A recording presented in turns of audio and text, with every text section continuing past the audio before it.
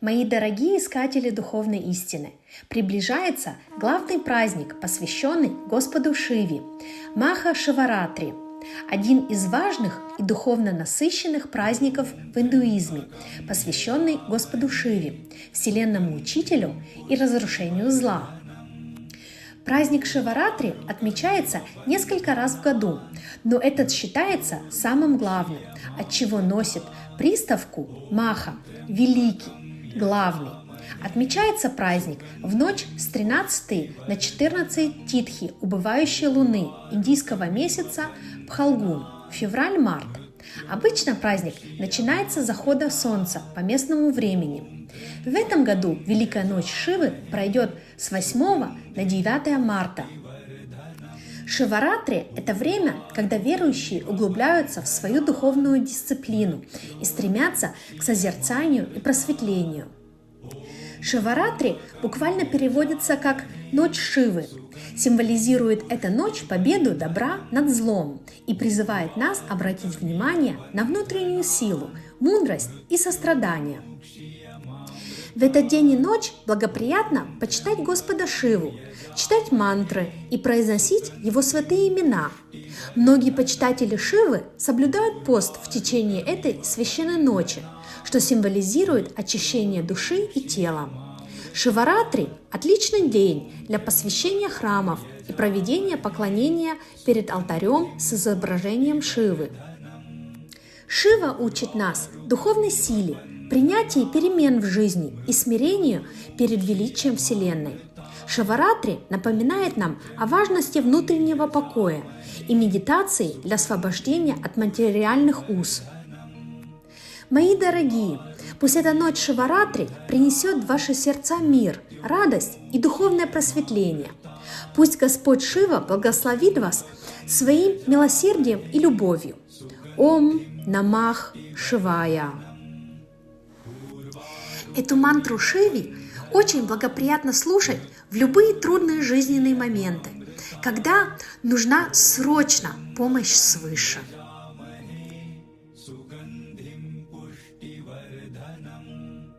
उर्वारुकमिव बन्धनान् मृत्योर्मुक्षीयमामृतात् ॐ त्र्यम्बकं यजामहे सुगन्धिं पुष्टिवर्धनम् उर्वारुकमिव बन्धनान् मृत्योर्मुक्षीयमामृतात् ॐ त्र्यम्बकं यजामहे सुगन्धिं पुष्टिवर्धनम् उर्वारुकमिव बन्धनान् मृत्योर्मुक्षीयमामृतात् ॐ त्र्यम्बकं यजामहे सुगन्धिं पुष्टिवर्धनम् उर्वारुकमिव बन्धनान् मृत्योर्मुक्षीयमामृतात् ॐ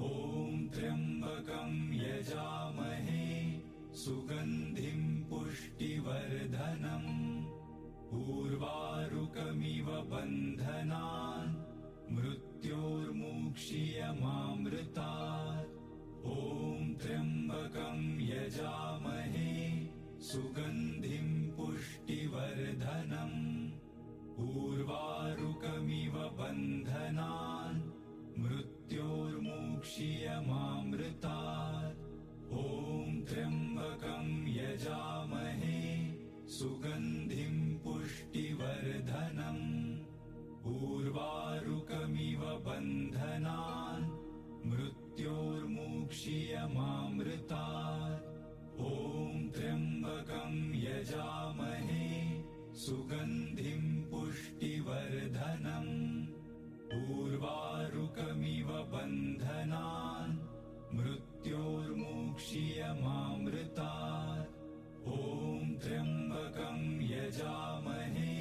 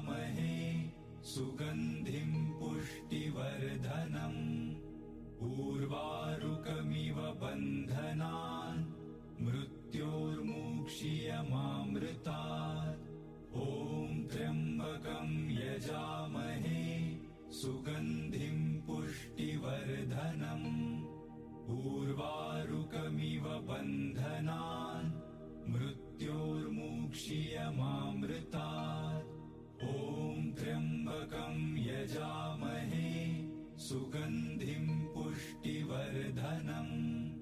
उर्वारुकमिव बन्धनान् मृत्योर्मुक्षीयमामृतात् ॐ त्र्यम्बकं यजामहे सुगन्धिं पुष्टिवर्धनम् उर्वारुकमिव बन्धनान् मृत्योर्मुक्षीयमामृतात् ॐ त्र्यम्बकं यजामहे सुगन्धिं पुष्टिवर्धनम् उर्वारुकमिव बन्धनान् मृत्योर्मुक्षीयमामृतात् ॐ त्र्यम्बकं यजामहे सुगन्धिं पुष्टिवर्धनम् उर्वारुकमिव बन्धनान् मृत्योर्मुक्षीयमामृतात् ॐ त्र्यम्बकं यजामहे सुगन्धिं पुष्टिवर्धनम् उर्वारुकमिव बन्धनान् मृत्योर्मुक्षीयमामृतात् ॐ त्र्यम्बकं यजामहे सुगन्धिं पुष्टिवर्धनम् उर्वारुकमिव बन्धनान्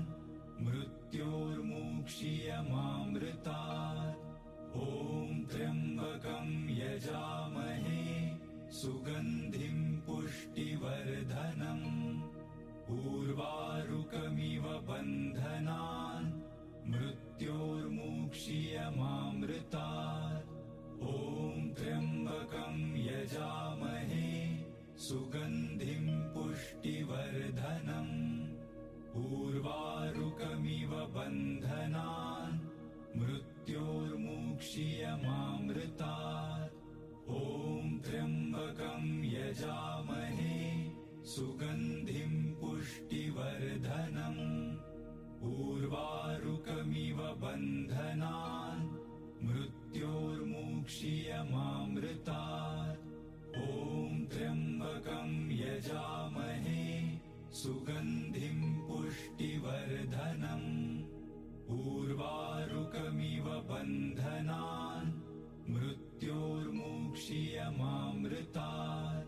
ॐ त्र्यम्बकं यजामहे सुगन्धिं पुष्टिवर्धनम् उर्वारुकमिव बन्धनान् मृत्योर्मुक्षीयमामृतात् ॐ त्र्यम्बकं यजामहे सुगन्धिं पुष्टिवर्धनम् उर्वारुकमिव बन्धनान् मृत्योर्मुक्षीयमामृतात् ॐ त्र्यम्बकं यजामहे सुगन्धिं पुष्टिवर्धनम् उर्वारुकमिव बन्धनान् मृत्योर्मुक्षीयमामृतात् ॐ त्र्यम्बकं यजामहे सुगन्धिं पुष्टिवर्धनम् उर्वारुकमिव बन्धनान् मृत्योर्मुक्षीयमामृतात् ॐ त्र्यम्बकं यजामहे सुगन्धिं पुष्टिवर्धनम् उर्वारुकमिव बन्धनान् मृत्योर्मुक्षीयमामृतात् ॐ त्र्यम्बकं यजामहे सुगन्धिं पुष्टिवर्धनम् उर्वारुकमिव बन्धनान् मृत्योर्मुक्षीयमामृतात् ॐ त्र्यम्बकं यजामहे सुगन्धिं पुष्टिवर्धनम् उर्वारुकमिव बन्धनान् मृत्योर्मुक्षीयमामृतात् ॐ त्र्यम्बकं यजामहे सुगन्धिं पुष्टिवर्धनम् उर्वारुकमिव बन्धनान् मृत्योर्मुक्षीयमामृतात् ॐ त्र्यम्बकं यजामहे सुगन्धिं पुष्टिवर्धनम् उर्वारुकमिव बन्धनान्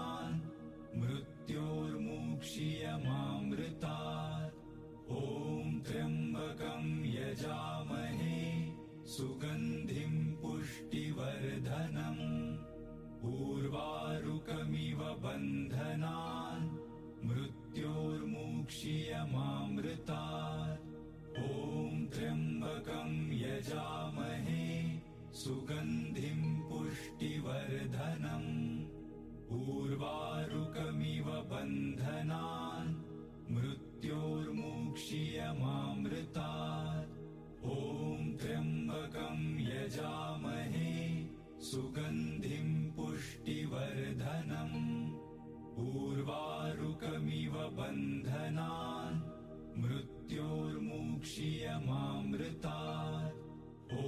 त्र्यम्बकं यजामहे सुगन्धिं पुष्टिवर्धनम् उर्वारुकमिव बन्धनान् मृत्योर्मुक्षीयमामृतात् ॐ त्र्यम्बकं यजामहे सुगन्धिं पुष्टिवर्धनम् उर्वारुकमिव बन्धनान् मृत्योर्मुक्षीयमामृतात् ॐ त्र्यम्बकं यजामहे सुगन्धिं पुष्टिवर्धनम् उर्वारुकमिव बन्धनान् मृत्योर्मुक्षीयमामृतात् ॐ त्र्यम्बकं यजामहे सुगन्धिं पुष्टिवर्धनम् उर्वारुकमिव बन्धनान् मृत्योर्मुक्षीयमामृतात् ॐ त्र्यम्बकं यजामहे सुगन्धिं पुष्टिवर्धनम् उर्वारुकमिव बन्धनान् मृत्योर्मुक्षीयमामृतात् ॐ त्र्यम्बकं यजामहे सुगन्धिं पुष्टिवर्धनम् उर्वारुकमिव बन्धनान् मृत्योर्मुक्षीयमामृतात् ॐ त्र्यम्बकं यजामहे सुगन्धिं पुष्टिवर्धनम् उर्वारुकमिव बन्धनान् मृत्योर्मुक्षीयमामृतात् ॐ त्र्यम्बकं यजामहे सुगन्धिं पुष्टिवर्धनम् उर्वारुकमिव बन्धनान् मृत्योर्मुक्षीयमामृतात् ॐ त्र्यम्बकं यजामहे सुगन्धिं पुष्टिवर्धनम् उर्वारुकमिव बन्धनान् मृत्योर्मुक्षीयमामृतात् ॐ त्र्यम्बकं यजामहे सुगन्धिं पुष्टिवर्धनम् उर्वारुकमिव बन्धनान् मृत्योर्मुक्षीयमामृतात् ॐ त्र्यम्बकं यजामहे सुगन्धिं पुष्टिवर्धनम् उर्वारुकमिव बन्धनान् मृत्योर्मुक्षीयमामृतात् ॐ त्र्यम्बकं यजामहे सुगन्धिं पुष्टिवर्धनम् उर्वारुकमिव बन्धनान् मृत्योर्मुक्षीयमामृतात् ॐ त्र्यम्बकं यजामहे सुगन्धिं पुष्टिवर्धनम् उर्वारुकमिव बन्धनान् मृत्योर्मुक्षीयमामृतात् ॐ त्र्यम्बकं यजामहे सुगन्धिं पुष्टिवर्धनम् उर्वारुकमिव बन्धनान् मृत्योर्मुक्षीयमामृतात् ॐ त्र्यम्बकं यजामहे सुगन्धिं पुष्टिवर्धनम् उर्वारुकमिव बन्धनान् मृत्योर्मुक्षीयमामृतात् ॐ त्र्यम्बकं यजामहे सुगन्धिं पुष्टिवर्धनम् उर्वारुकमिव बन्धनान् मृत्योर्मुक्षीयमामृतात् ॐ त्र्यम्बकं यजामहे सुगन्धिं पुष्टिवर्धनम् उर्वारुकमिव बन्धनान्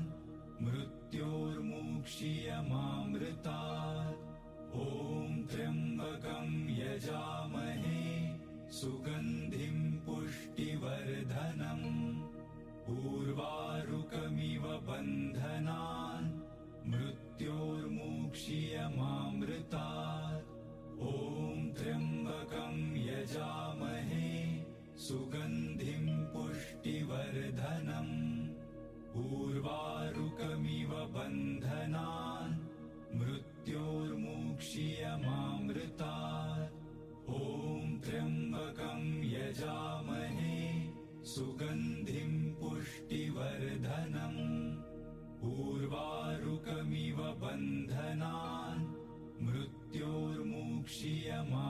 ॐ त्र्यम्बकं यजामहे सुगन्धिं पुष्टिवर्धनम् उर्वारुकमिव बन्धनान् मृत्योर्मुक्षीयमामृतात् ॐ त्र्यम्बकं यजामहे सुगन्धिं पुष्टिवर्धनम् उर्वारुकमिव बन्धनान् मृत्योर्मुक्षीयमामृतात् ॐ त्र्यम्बकं यजामहे सुगन्धिं पुष्टिवर्धनम् उर्वारुकमिव बन्धनान् मृत्योर्मुक्षीयमामृतात् ॐ त्र्यम्बकं यजामहे सुगन्धिं पुष्टिवर्धनम् उर्वारुकमिव बन्धनान् मृत्योर्मुक्षीयमामृतात् ॐ त्र्यम्बकं यजामहे सुगन्धिं पुष्टिवर्धनम् उर्वारुकमिव बन्धनान् मृत्योर्मुक्षीयमामृतात् ॐ त्र्यम्बकं यजामहे सुगन्धिं पुष्टिवर्धनम् उर्वारुकमिव बन्धनान् मृत्योर्मुक्षीयमामृतात् ॐ त्र्यम्बकं यजामहे सुगन्धिं पुष्टिवर्धनम् उर्वारुकमिव बन्धनान् मृत्योर्मुक्षीयमामृतात् ॐ त्र्यम्बकं यजामहे सुगन्धिं पुष्टिवर्धनम् उर्वारुकमिव बन्धनान् मृत्योर्मुक्षीयमामृतात् ॐ त्र्यम्बकं यजामहे सुगन्धिं पुष्टिवर्धनम् उर्वारुकमिव बन्धनान् मृत्योर्मुक्षीयमामृतात् ॐ त्र्यम्बकं यजामहे सुगन्धिं पुष्टिवर्धनम् उर्वारुकमिव बन्धनान् मृत्योर्मुक्षीयमामृतात् ॐ त्र्यम्बकं यजामहे सुगन्धिं पुष्टिवर्धनम् उर्वारुकमिव बन्धनान् मृत्योर्मुक्षीयमामृतात् ॐ त्र्यम्बकं यजामहे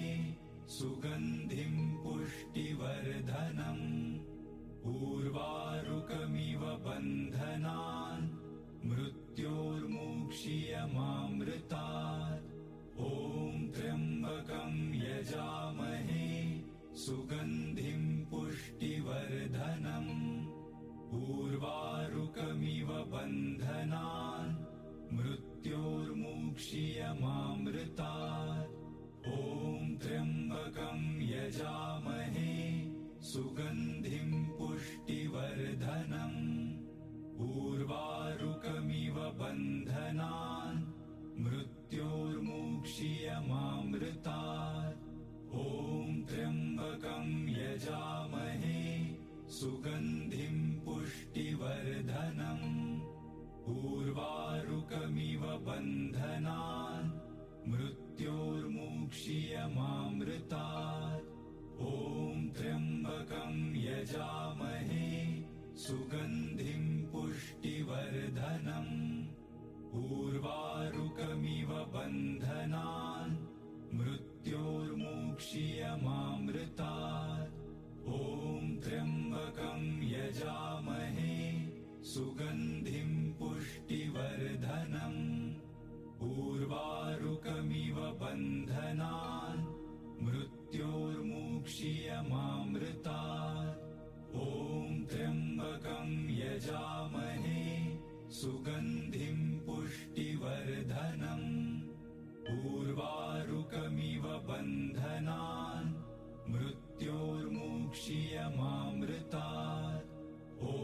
त्र्यम्बकं यजामहे सुगन्धिं पुष्टिवर्धनम् उर्वारुकमिव बन्धनान्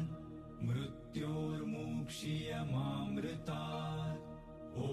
त्र्यम्बकं यजामहे सुगन्धिं पुष्टिवर्धनम् उर्वारुकमिव बन्धनान्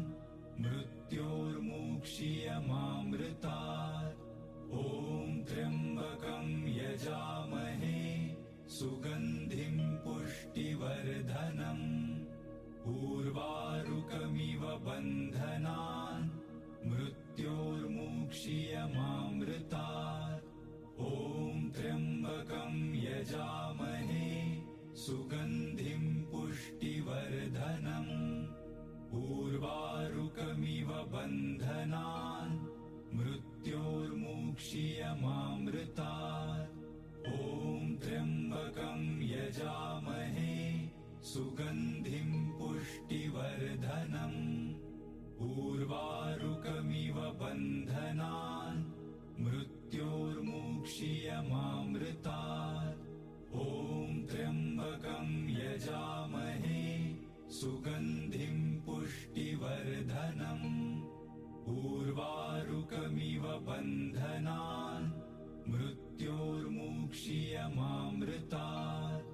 ॐ त्र्यम्बकं यजामहे सुगन्धिं पुष्टिवर्धनम् उर्वारुकमिव बन्धनान् मृत्योर्मुक्षीयमामृतात् ॐ त्र्यम्बकं यजामहे सुगन्धिं पुष्टिवर्धनम् उर्वारुकमिव बन्धनान् मृत्योर्मुक्षीयमामृतात् ॐ त्र्यम्बकं यजामहे सुगन्धिं पुष्टिवर्धनम् उर्वारुकमिव बन्धनान् मृत्योर्मुक्षीयमामृतात् ॐ त्र्यम्बकं यजामहे सुगन्धिं पुष्टिवर्धनम् उर्वारुकमिव बन्धनान् मृत्योर्मुक्षीयमामृतात् ॐ त्र्यम्बकं यजामहे सुगन्धिं पुष्टिवर्धनम् उर्वारुकमिव बन्धनान् मृत्योर्मुक्षीयमामृतात् ॐ त्र्यम्बकं यजामहे सुगन्धिं पुष्टिवर्धनम् उर्वारुकमिव बन्धनान् मृत्योर्मुक्षीयमामृतात् ॐ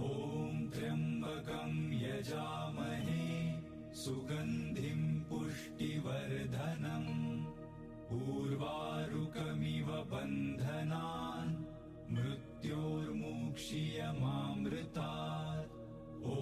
त्र्यम्बकं यजामहे सुगन्धिं पुष्टिवर्धनम् उर्वारुकमिव बन्धनान् मृत्योर्मुक्षीयमामृतात् ॐ त्र्यम्बकं यजामहे सुगन्धिं पुष्टिवर्धनम् उर्वारुकमिव बन्धनान् मृत्योर्मुक्षीयमामृतात् ॐ त्र्यम्बकं यजामहे सुगन्धिं पुष्टिवर्धनम् उर्वारुकमिव बन्धनान् मृत्योर्मुक्षीयमामृतात् ॐ त्र्यम्बकं यजामहे सुगन्धिं पुष्टिवर्धनम् उर्वारुकमिव बन्धनान् मृत्योर्मुक्षीयमामृतात् ॐ त्र्यम्बकं यजामहे सुगन्धिं पुष्टिवर्धनम् उर्वारुकमिव बन्धनान् मृत्योर्मुक्षीयमामृतात् ॐ त्र्यम्बकं यजामहे सुगन्धिं पुष्टिवर्धनम् उर्वारुकमिव बन्धनान् मृत्योर्मुक्षीयमामृतात्